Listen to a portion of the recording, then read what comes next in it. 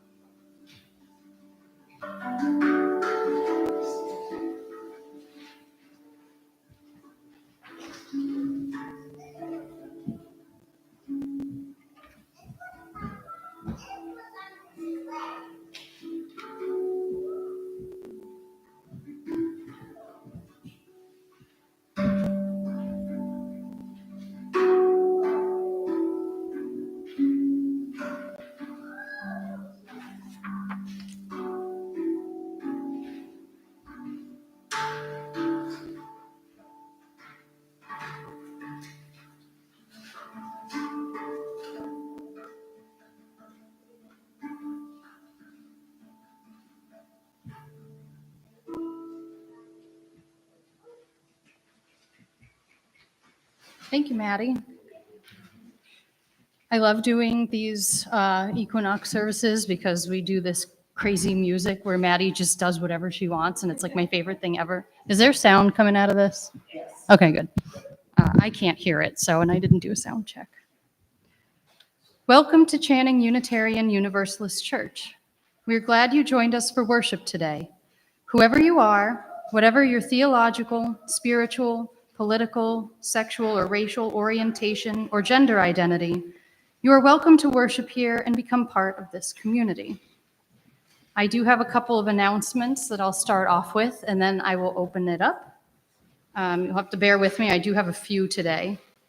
So first, if you didn't read the email, and if you weren't here for the potluck, I wanted to make sure that everybody was aware that this church year will be Reverend Judy's final church year with us. She's decided she's ready to actually be retired, and she expressed such a joy at being with us the past 3 years as we go through kind of a transition period.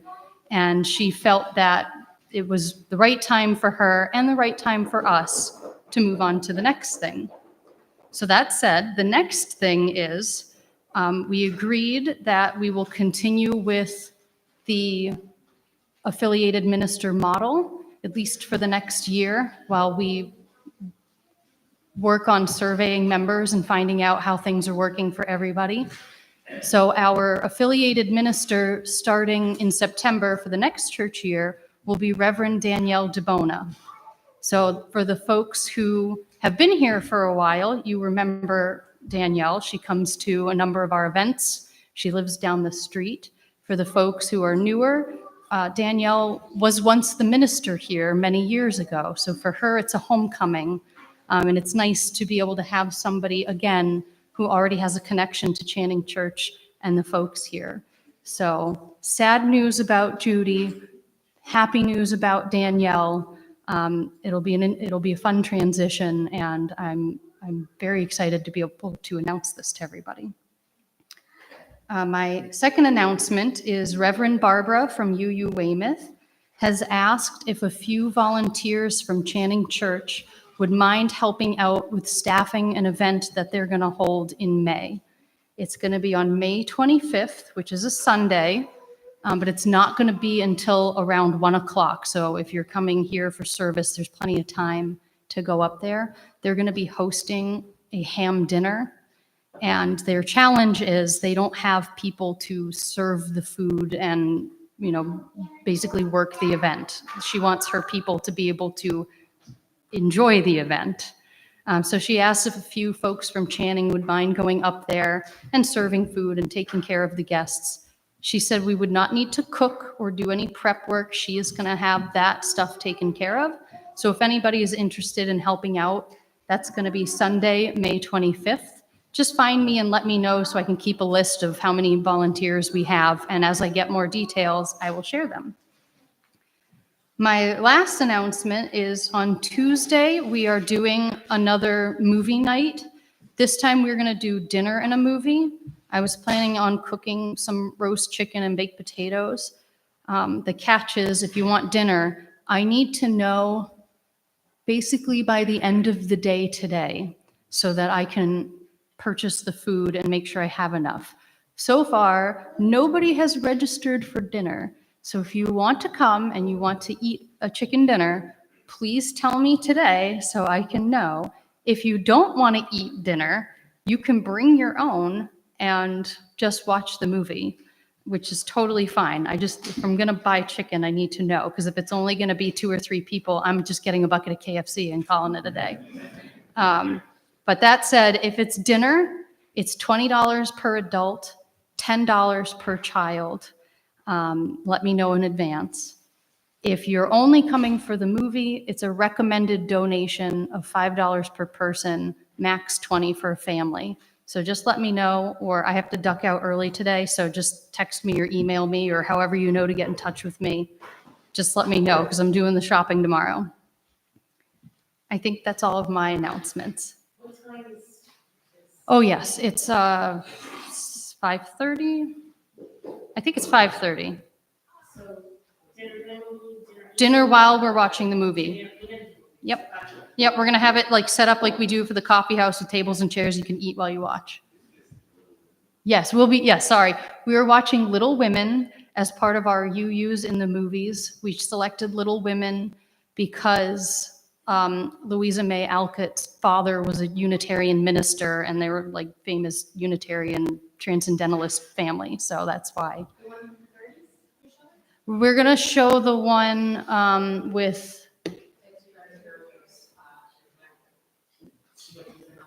Which is what's that actress's name? Not the newest one, but the one from the 90s.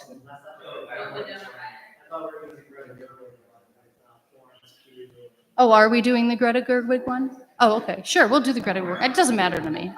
Whichever one. Yeah, the newest one. Okay, so we'll do that one then, the Greta Gerwig one, so we get the added connection to UU.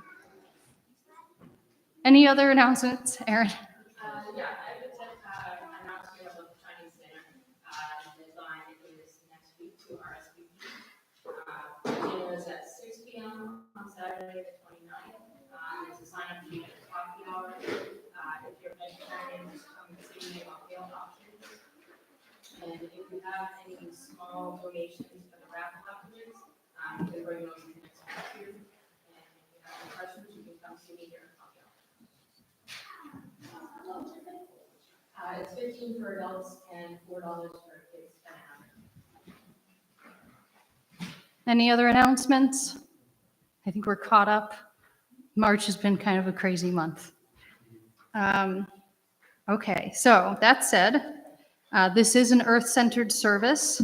So we're going to kick it off with something a little bit different for calling the 4 directions. We're going to have 4 speakers, 1 in each cardinal direction. We're going to start east, which is where I'm standing, and we're going to go south, west, and then north. So I will start us off, and then the selected readers can pick it up when it's your turn. Spirit of the East, spirit of air, of morning and springtime, be with us as the sun rises in times of beginning, times of planting.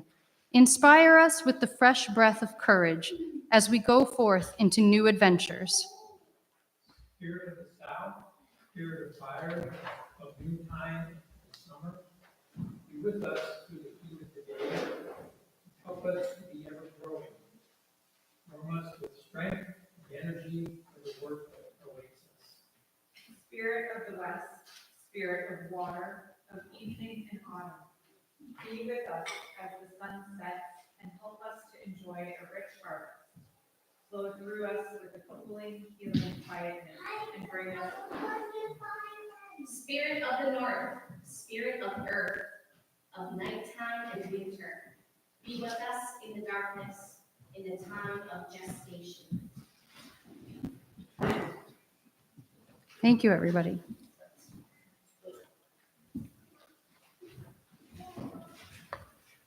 Please stand as you are willing and able and join us for the lighting of our chalice.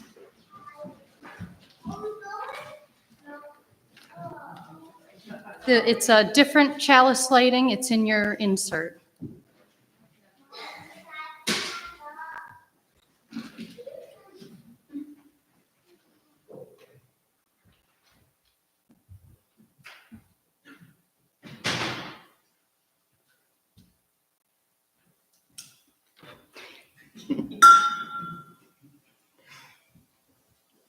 Like this chalice, symbol of our Unitarian Universalist faith and of the warmth of the returning sun, may its flame remind us of the spark of life that resides within each of us and within the earth itself.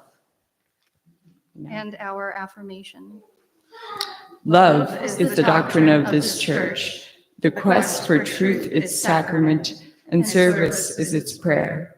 To dwell together in peace, to seek knowledge in freedom, to serve humanity in fellowship, to the end that all souls shall grow into harmony with the divine.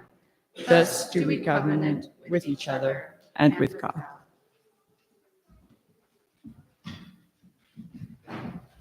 You may be seated. And now is our opportunity to share our joys and concerns, joys that we want everyone to celebrate with us, concerns that we want everyone to hold us, hug us, help us. So if you have one you'd like to share, please raise your hand.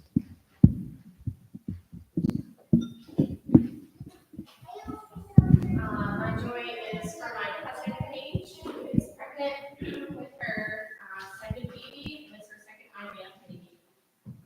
Congratulations.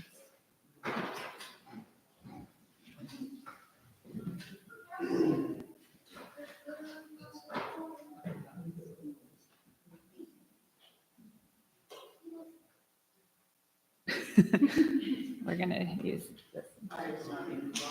No, it's not.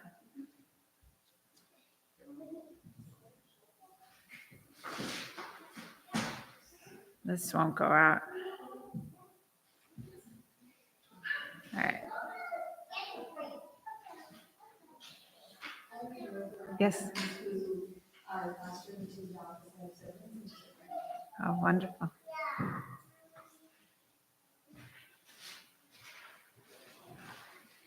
Concerned with the loss of the sunlight.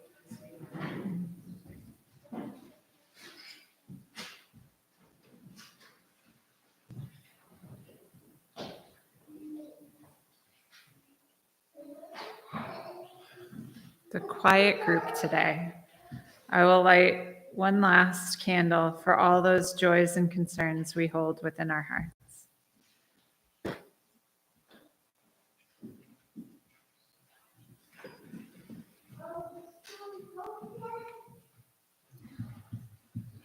So now we will take a few moments to quietly reflect on those joys and concerns and any others that we hold. Please take a minute and get comfortable and enter into a state of meditation. Maddie is going to play some music, and after a few minutes, when you hear my voice reading, that's how you will know the meditation is over. So sit in a way that is comfortable for you. Keep your eyes open or closed, whatever is most comfortable for you. And take a few slow, deep breaths in and out.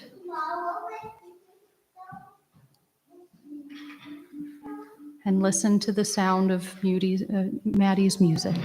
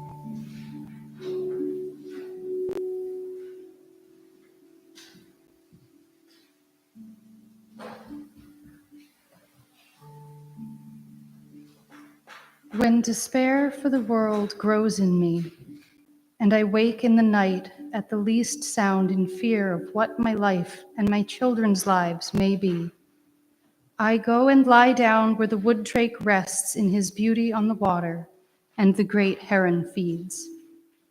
I come into the peace of wild things who do not tax their lives with forethought of grief. I come into the presence of still water, and I feel above me the day-blind stars waiting with their light. For a time, I rest in the grace of the world, and I am free.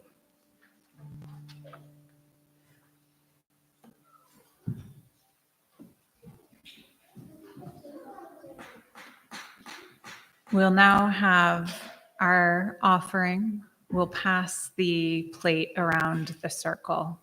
Maybe we'll do two. One? We can do one. We'll do one. Give Maddie more time to play.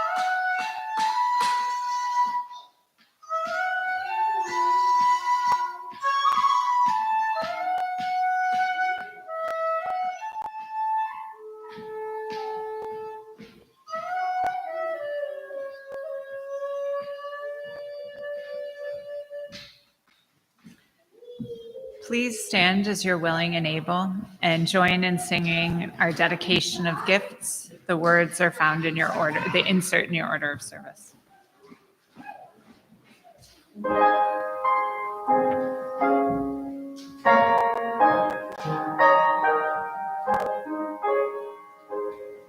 Spirit of truth, thou life of power, we bring ourselves as gifts to thee.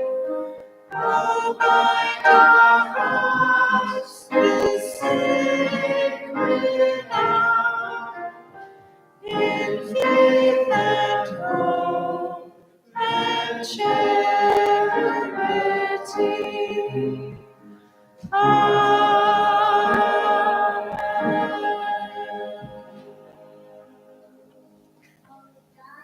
Not yet. You may be seated.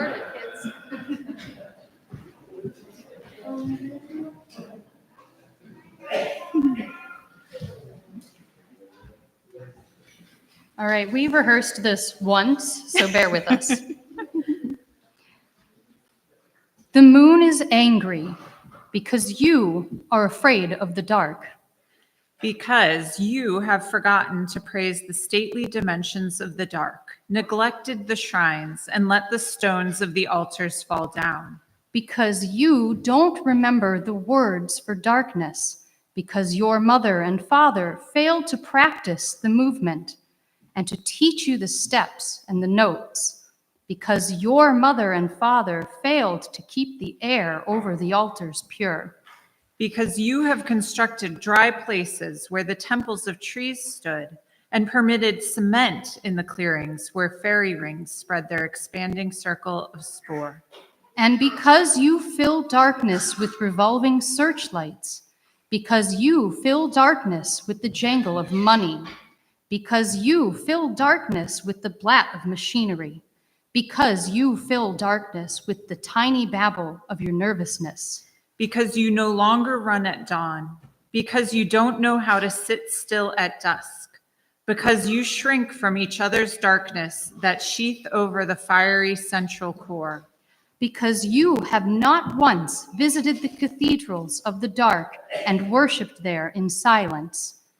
And because you no longer have the dignity to atone for these things, the moon stops the fountain of your sleep and drives you out, wide awake and burning, to wide wander awake and pace, burning, mouth dry, eyes burning.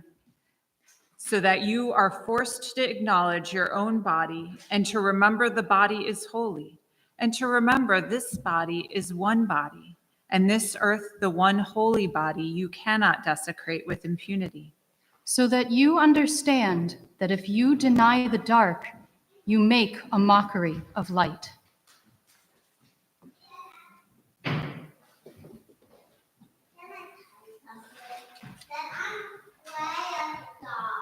Yeah, I think a lot of people are a little bit. So in our part of the country, every fall, things begin to die. They yellow, they wither, they dry up or fall to the ground. Everything is cold and dead. For the course of the winter, there is little that is green and vibrant. Grass is yellow, leaves are gone. It's cold. Things may seem bleak. Last flower communion, I grabbed a cutting that someone had popped into the vase. It was a begonia. It looked like a typical begonia. As I often do, I popped the begonia into a jar of water on the windowsill above the kitchen sink. I expected it to last a week, maybe, and then to wither and die. But it kept blooming. I added water and occasionally replaced it as needed. Not only did it continue to bloom, but it even sprouted a new bud, and that bloomed. I thought for sure it would die while we were on vacation in the summer, but it did not. I started to think it might actually propagate some roots, which it did. So near the end of the summer, I planted it with some soil in a pot, and it has continued to grow straight upwards. For about 2 months this winter, it didn't put out any new blooms, but it has just begun to do so again, and even has sprouted a branch closer to the base, so maybe it'll become more of the begonia little bush. I plan to repot it into a bigger pot soon, and we'll see what it does. And I had meant to bring the begonia with me, and I forgot, but I have a picture if you want to see how it has grown straight upwards. I had to put a stick in it to keep it from falling over. So despite expectations, this begonia really wanted to keep going. When Lauren and I met a couple weeks ago to start planning this service, and she told me the story of the begonia and showed me a picture of it, and it is really ridiculous looking. It's awesome. It made me think of a necklace that Rick's mother bought for me as a Christmas gift one year. And I apologize, I had intended on wearing it today, and I cannot find it because I didn't put it back in its box. But the necklace is a little pendant with this tiny brown shriveled up plant like glued to the center of it. And when I first opened it, I'm thinking, what is this? It's a dead flower glued to a pendant. It was strange. But on the box, it's called the blessing flower or the rose of Jerusalem. That's the brand name. The actual name of the plant is the rose of Jericho. But the idea behind it is when you spray the necklace with water, the flower at the center miraculously comes back to life.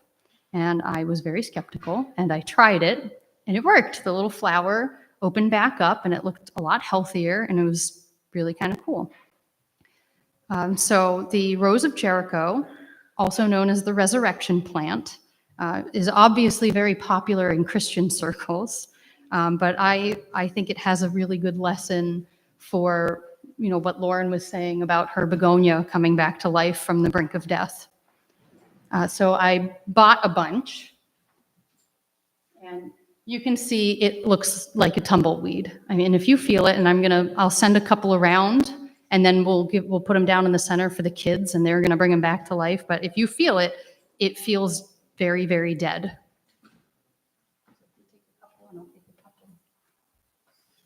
You can just feel it and send it around, and then when everybody's had a chance to touch it, we'll put them in the center, and we're gonna have the kids try to bring it back to life.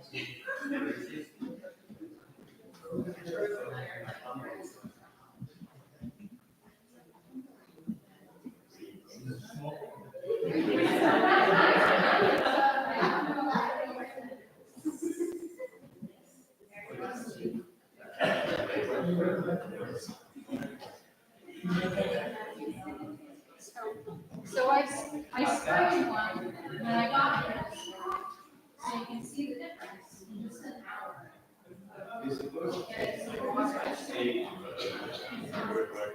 Julie's walking around with one that she sprayed this morning. So the one that she was sprayed about an hour ago.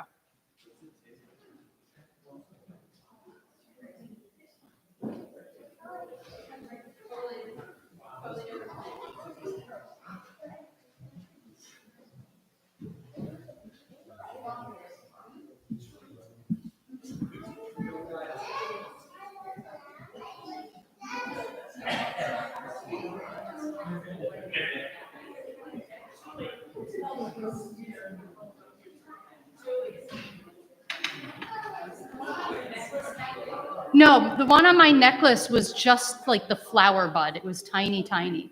But they can be very small, they can be very large. All right, so do all the kids have them? If you put them in, each kid can have a chance to hydrate one. A couple kids might have to share. There's some cups of water and a spray bottle. So Lauren's gonna give you kids some cups of water, or if you want to try a spray bottle, you can. And just give it a good soak. Don't overdo it because you don't want to have a puddle on the floor, but go ahead.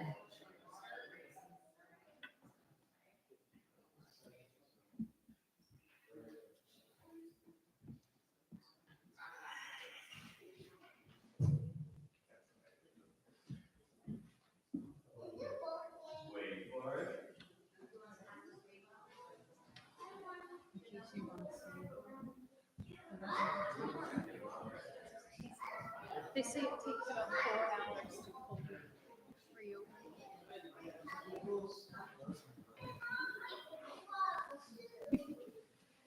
So you won't see it come alive right away. It does take a couple of hours for it to really fully open.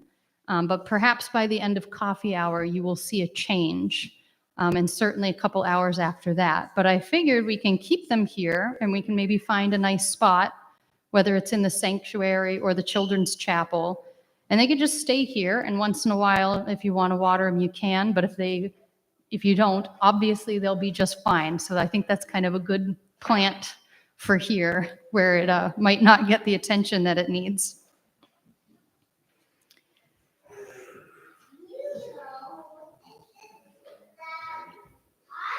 So this plant, the Rose of Jericho, is obviously from the desert. And its ability to curl up into a tiny tumbleweed is how it survives the dry conditions where it lives. It is patient, and it waits for a rare rain, or for the wind to blow it into an area where there's moisture, or for a person to pick it up and give it what it needs.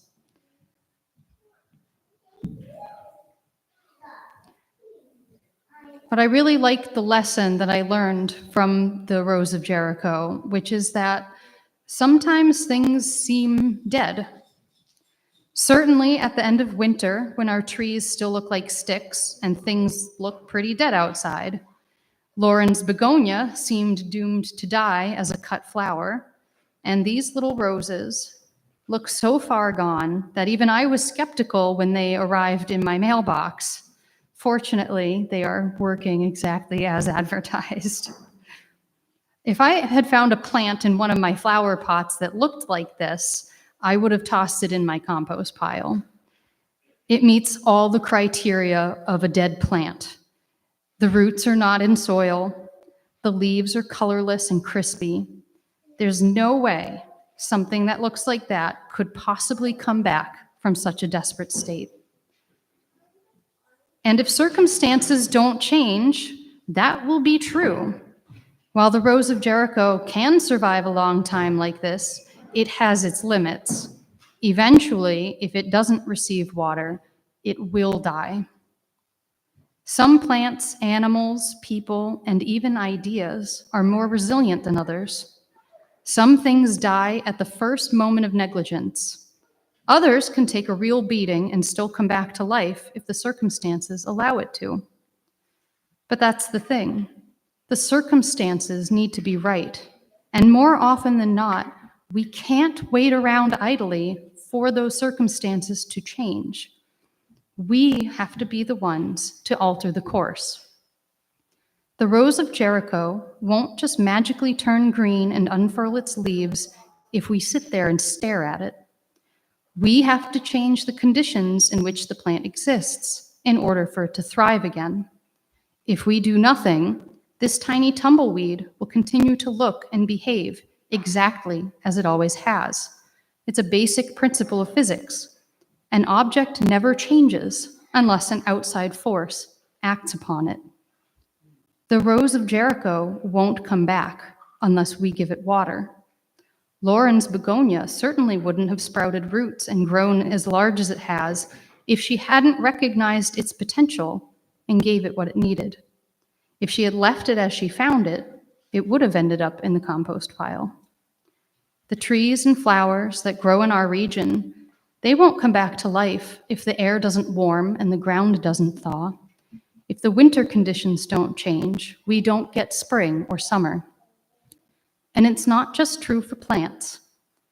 Love doesn't grow unless we cultivate it, and hope can't return unless we fight for it. So I invite all of you to think about that this Ostara. Think about the things in our world or in our personal lives that seem dead. And think about what we need to do to change the circumstances to bring life back to those things. What do we need to do to be the catalyst for rebirth?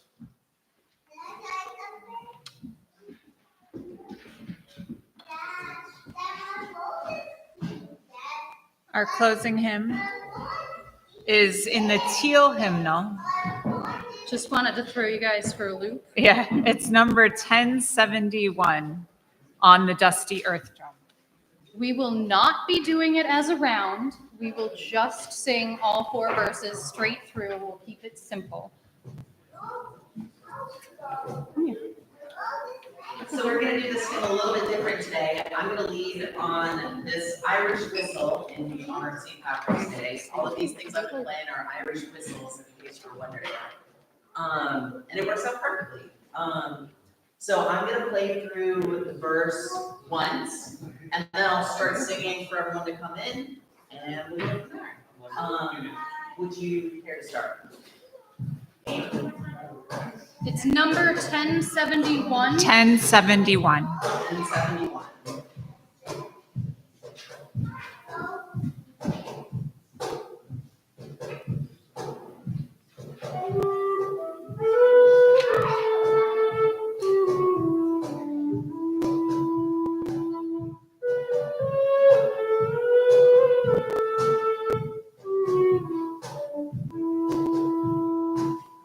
On the dusty earth drum beats the falling rain.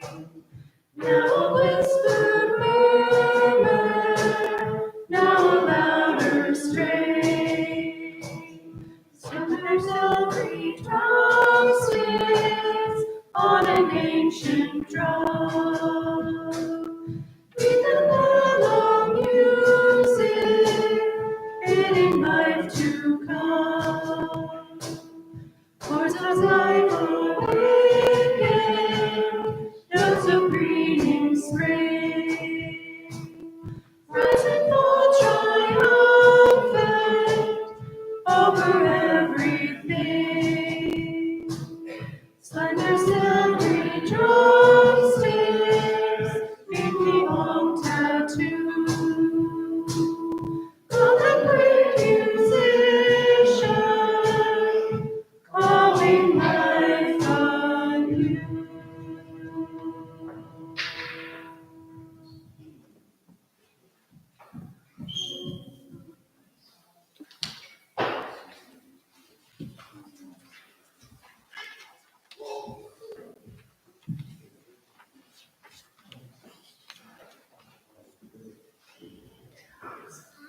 Hold on to what is good, even if it is a handful of earth.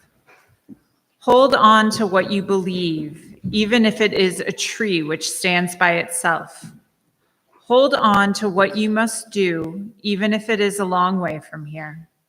Hold on to my hand, even when I have gone away from you.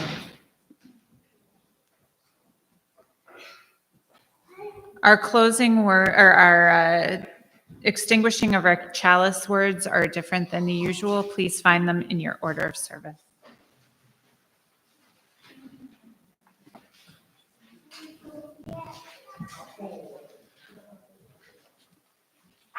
Sorrow will one day turn to joy. All that breaks the heart and oppresses the soul will one day give peace to peace and understanding, and everyone will be free.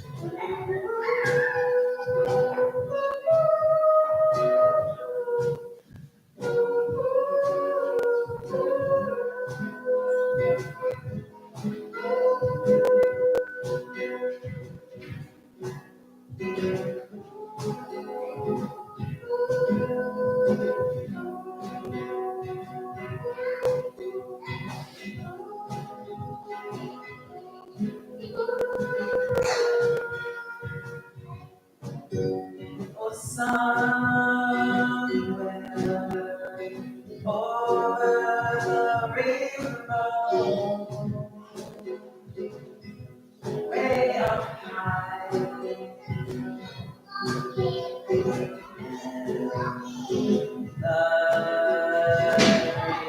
that you dream of once in a lover's life.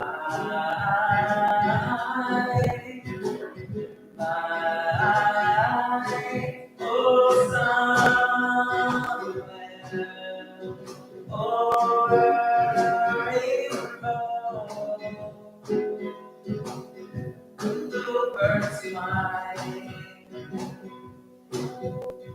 and the dreams that you dream of, dreams really do come true.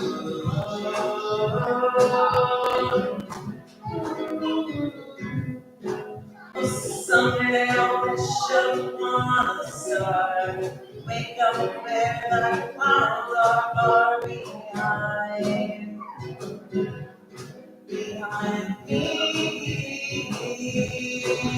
where troubles melt like lemon drops, high above the chimney tops. That's where you'll find me. Oh, somewhere over the rainbow, birds fly, and the dreams that you